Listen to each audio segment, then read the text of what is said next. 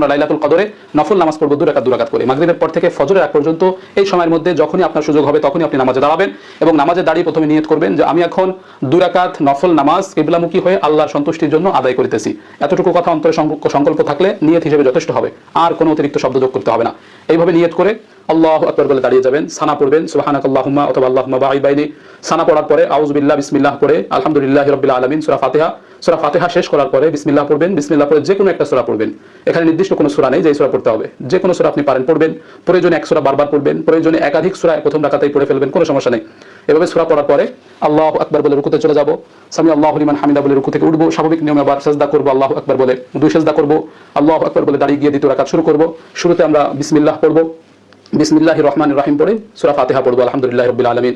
সূরা ফাতিহা শেষ করার পর আবার বিসমিল্লাহ পড়ে যে কোনো একটা সূরা পড়ব, একাধিক সূরাও পড়তে পারি বা এক সূরা বারবারও পড়তে পারি। এভাবে সূরা পড়ে আবার আমরা আল্লাহু আকবার বলে রুকুতে চলে যাব, এরপরে সিজদা করব, 2 সিজদা করে বৈঠকে বসে যাব, তাশাহুদ পড়ব আত্তাহিয়াতু লিল্লাহি, এরপরে দুরূদ শরীফ পড়ব, এরপরে দোয়া মাসুরা পড়ব, এরপরে সালাম ফিরাবো আসসালামু আলাইকুম ওয়া রাহমাতুল্লাহ, আসসালামু আলাইকুম ওয়া রাহমাতুল্লাহ।